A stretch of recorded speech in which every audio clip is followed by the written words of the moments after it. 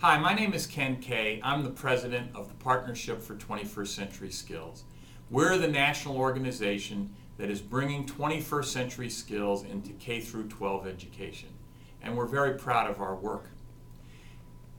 Recently, there have been people concerned about the effect that 21st century skills may have on core curriculum and content.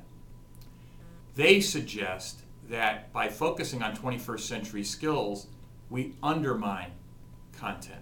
But the truth is that 21st century skills and core curriculum are mutually supportive of one another. We don't have to choose between content and skills. That's a false choice. What we need to do is make sure that every child has world-class content and world-class skills. That's the new model for the 21st century. We have been very, very fortunate to work with the content groups from the disciplines of math, science, English, social studies, and geography. We're putting together 21st century skills maps that show teachers in each of those disciplines what does it look like when you integrate 21st century skills into their disciplines. We're excited that those tools have gotten so much acceptance by teachers in those content areas. Recently, I sat with a group that was pulled together by the National Academy of Sciences and the National Institute of Health. They were brought together to help us think about the intersection between 21st century skills and science education. They agree with us that science education can be an important way of developing some of the 21st century skills. In particular, we were focused on non-routine thinking and complex communication skills. We had academic studies done on how does science education advance those skills. And we plan on moving forward to develop additional work on how to best assess 21st century skills in a science environment. That's exciting work, and what's important about it is it shows that the real model is that 21st century skills and content are not mutually exclusive, but work together to support one another. And they agreed with us that we need to bring world-class content and world-class skills to every student.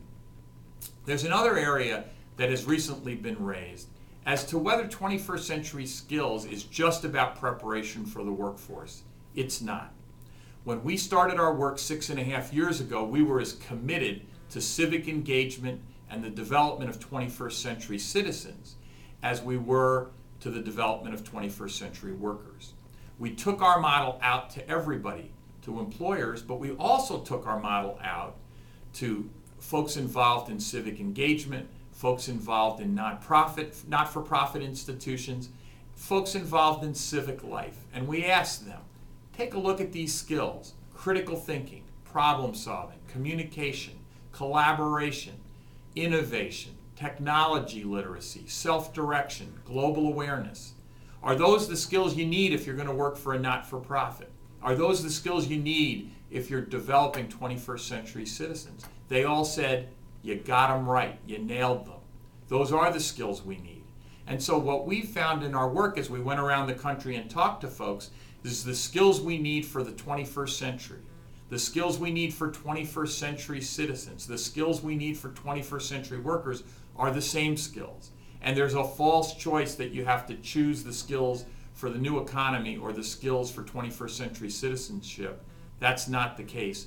And we're proud of the work we've done to forward civic engagement in many of the states that we're working with as a major part of our effort. But perhaps the thing that I'm proudest of in the work of the Partnership for 21st Century Skills is we've created a new national dialogue on what are the outcomes that we really need for kids in the 21st century. The education system primarily talks about English, math, science, and social studies. And quite frankly, those are important content areas, but kids don't always know how they translate into things that will make a difference for them. When we start talking to states, when we start talking to educators, when we start talking to policymakers, to parents, to students about educational outcomes for kids, it creates a whole new conversation.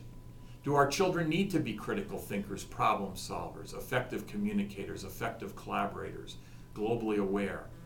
That's a great conversation to be having. And what that conversation has done, it's translated into programs in the states that make a difference. Kansas and North Carolina have adopted statements about what does the 21st century learner look like?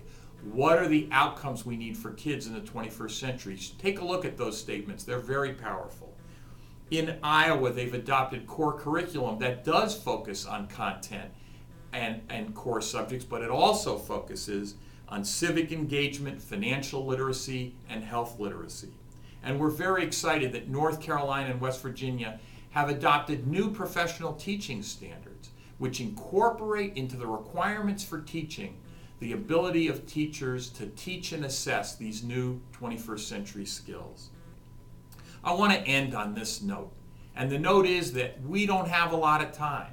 We can't let another day go by that we're not really focused on what are the outcomes that kids need and how do we get world-class content and world-class skills to every student in America. We can't have an ongoing ideological battle of content versus skills or of citizenship versus the workforce. We can come together behind one model that embraces content, that embraces liberal arts standards, that embraces 21st century skills. And if we can do that, our state policy leaders, our state educators, teachers, parents, administrators, and students can come together around a new model for 21st century education that all of us can support, that all of us can move forward. And what will happen at the end of the day, every student in America can have the world-class knowledge and the world-class skills they need to be successful citizens and successful workers in the 21st century. Thanks for listening.